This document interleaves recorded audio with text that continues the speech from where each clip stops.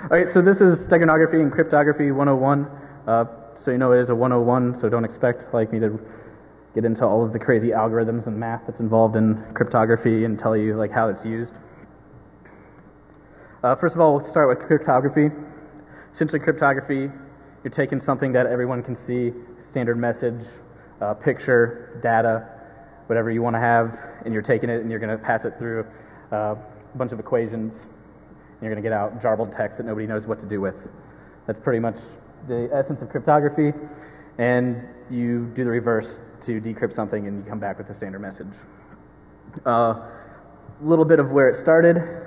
Cryptography started out like long time ago, and some of the earlier crypto methods were transposition. So you know, you can see here that what they did is they moved a bunch of the characters around, and you can do that to get transposition cryptography. The other one I'm sure you've all seen on the back of cereal boxes, and you know, whatever, you know, gummy fruit that you may or may not eat, you see substitution, and that's just pretty much lining up letters by letters and substituting them for one another. So then the computer era allowed us to take data, you know, represented as ones and zeros and things like that, and pass those through those equations that we talked about and alluded to earlier, and use a shared key to encrypt that data into unusable text for anybody. Some of the common algorithms that are used for this, I know this is a wall of text, so this is pretty much just proof that there are thousands and thousands of different crypto types out there. The most common ones are up there. Some of the ones you may come across and some of the programs you may or may not use are up there. And then there's even more that, typically though you want what's considered good cryptos that stood the test of time, that's open, where you can actually see the mathematical equations in it. AES and Blowfish and the ones listed up top, those are all open. People can see them. They've proved the test of time. People have tried to crack them, and you'll see lots and lots of talks here at DEFCON and people who are circumventing crypto and things like that, but not one of them is about actually breaking the math on crypto. So just know that most of the time when people are talking about breaking crypto, they're not actually breaking the math, because the math behind crypto was made by really, really smart people. Much smarter than I am. All right, so get back to people. Crypto does rule. It absolutely rocks. Like I said, the math behind it is amazing. But by definition, crypto, if you have a 128-bit key, it should take 2 to the 227th tries on average to crack it. So no supercomputer is going to be doing that. That takes forever. So people like to argue about how big of keys we should use, 128-bit, 256, 512, all the way up to 4096. That's all great, but you're getting into a battle there of like, well, how high should we make this fence? Should we make this fence 2 miles high, 4 miles high, 8 miles high? Well, it comes a point where the attack vector is not going to be the fence any longer. If you have the crypto and the fence is built, people are probably going to try to go around the fence or under the fence.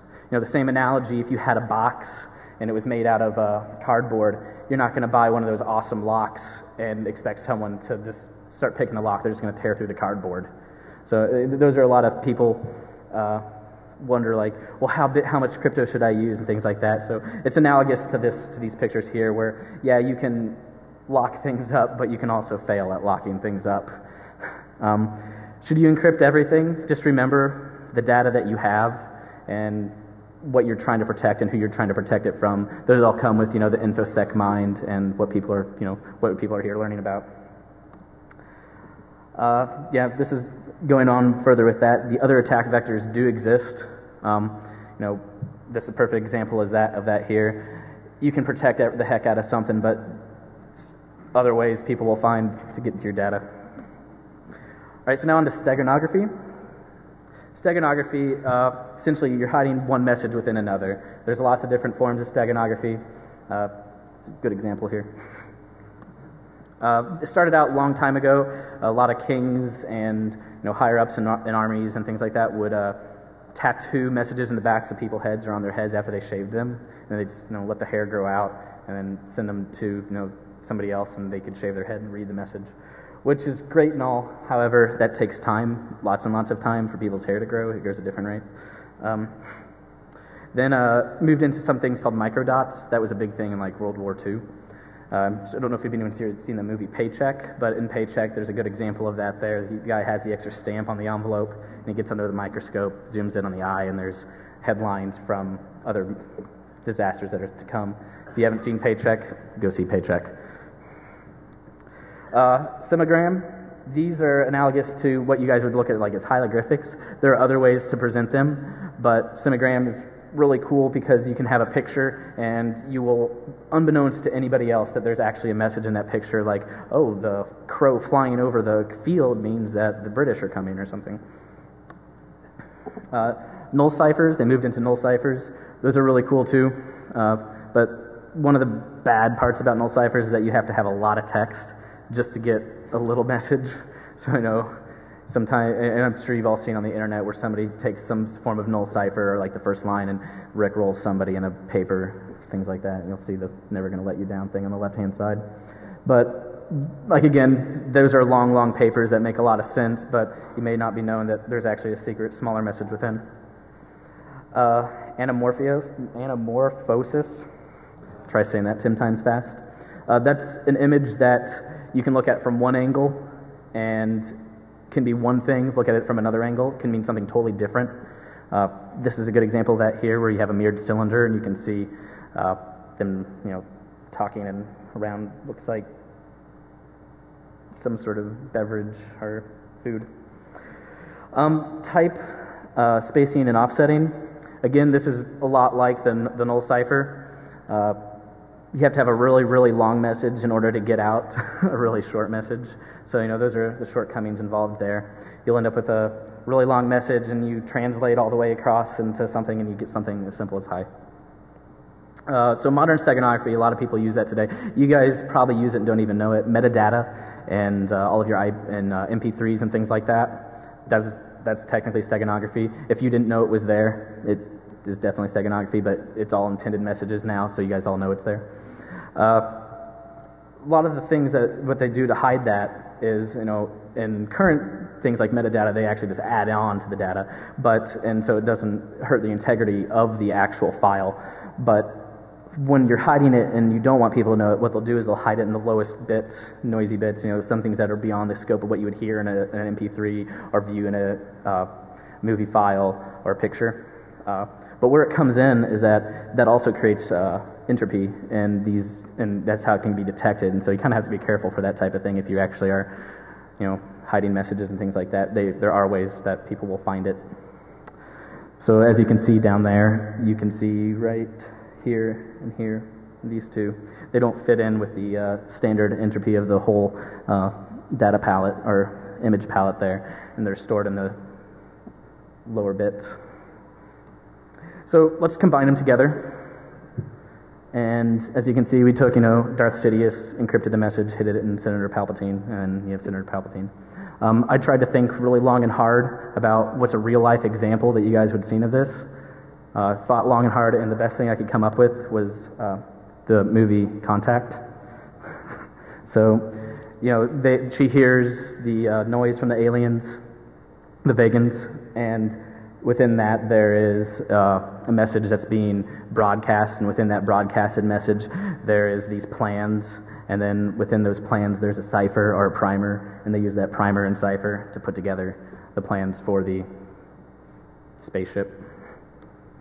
When I encrypt, I like to use 2Crypt. That has good crypto in it. If we have time in a second, I'll get to the data on that. And then there's some cool ways to do steganography. Good free tool out there is StegHide. It does have the encryption piece into it, so you can actually encrypt and hide things within images on the fly right away. And we'll get into those in just a second. Let me hook up this mouse.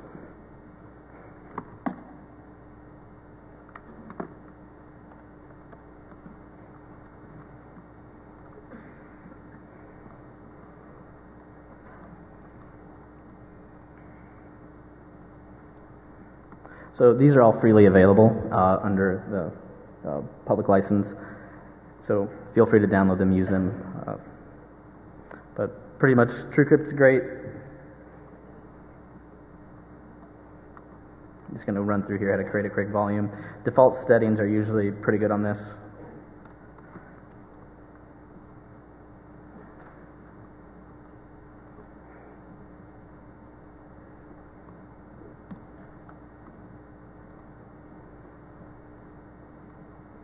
Let's make it 2 gigs.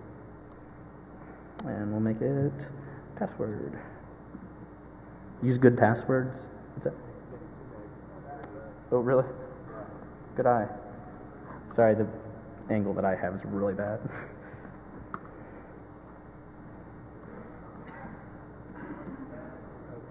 I'm using password for my password. So if I forget, you can come up, right?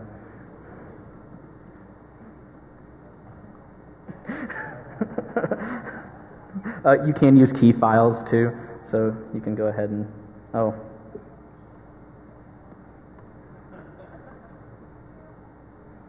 It will warn you that your password sucks. And that takes a second. It'll format a volume for you, and then it'll put it out here. You guys can see.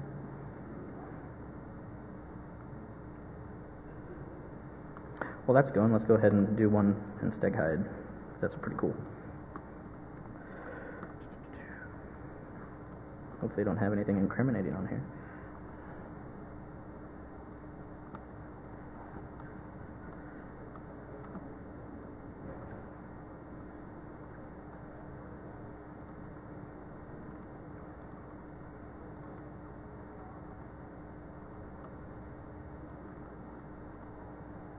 Oh, crap. I'm being winded. Live demos suck, by the way.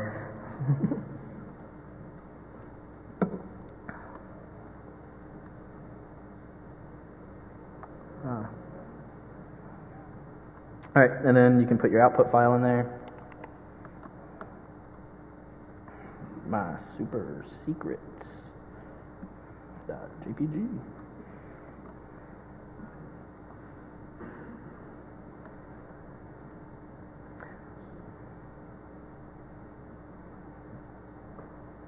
Done. So then, to the unbeknownst person, it just looks like Professor Zoidberg having a blast. But to us, if we want to, oh, TrueCrypt volume's done, great. We can extract it and browse, go to the desktop. Oh, my super secrets output file, we'll call it secrets.txt. And what was my password? Oh.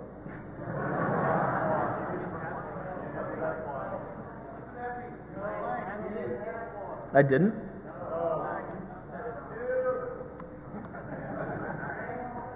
All right, yay! There you go. So there's a text file full of secrets. Oh, I didn't set one, you're right. That was TrueCrypt that I did set that one on. So yeah, you can password protect them too. I recommend that. All right, so as you can see, oh, where did it create it?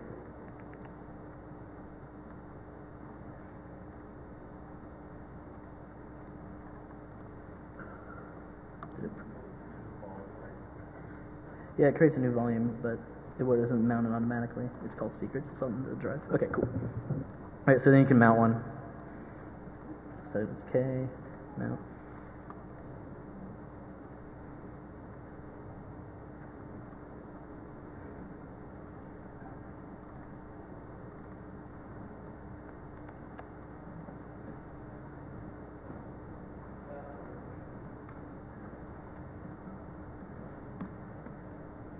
And then it's mounted as there. You can go to your computer, and there she is. And you can go ahead and take all of your stuff and put it inside of it. And then it's encrypted, and you can unmount it from there.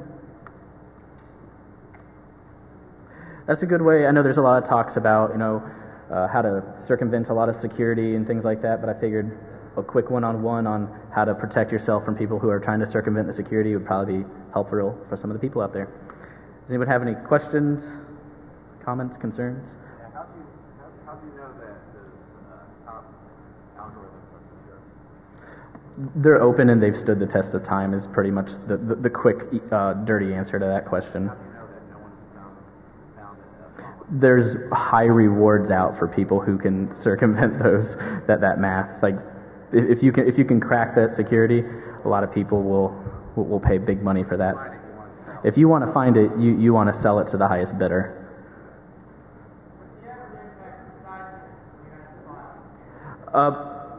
It's the exact size unless you use compression. You'll see in the StegHide tool there, and this is my personal favorite one. I did not write it, but the guy who did is a badass. You can see that you can actually do the compression level here. So it's the exact size of the file unless you do that, which comes into play when you want to make sure that you hide things in bigger files. So if you don't have enough lower level bits, then you obviously can't hide things with inside of it, and you run out of bits to hide them in, and it becomes really apparent to people that you are, doing steganography. In the back in the hat.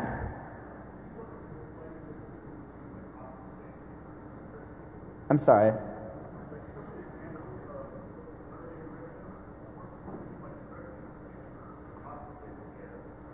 It's just what, the data? Confiscating the data? Oh, yeah, I mean, that's how it started out, and then it moved further and further into this. That's just what's considered early cryptography. I mean, in light of that, it's changed a lot over the years, and I would, one would say that that's not really cryptography, but you're just obscuring the data, exactly. But, I mean, it's considered, the roots of where this was founded.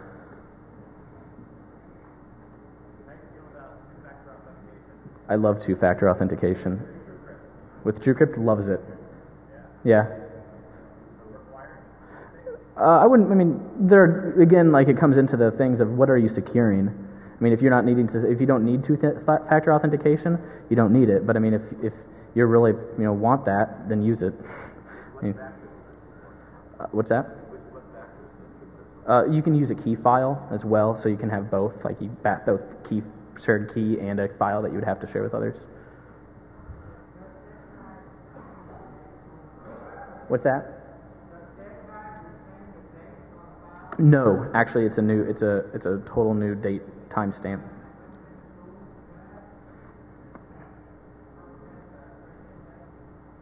I don't know one off a hand because technically it is creating a new file. So I mean, you'd probably have to you'd have to hack that.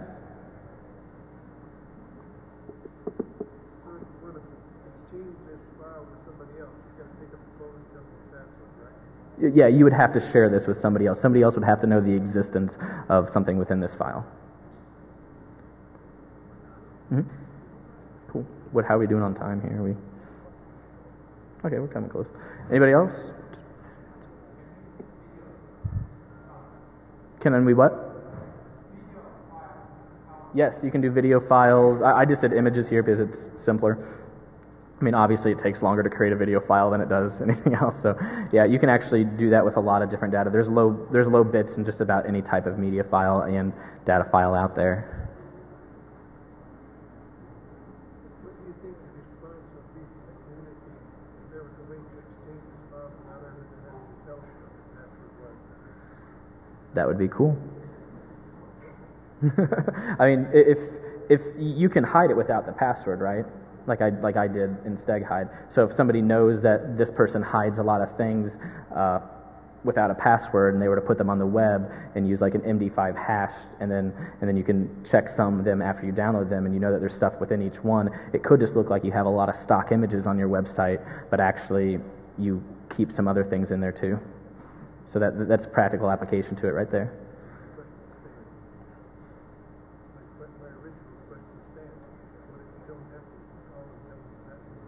That's what I just explained. Okay, so then listen. Next question. What's up?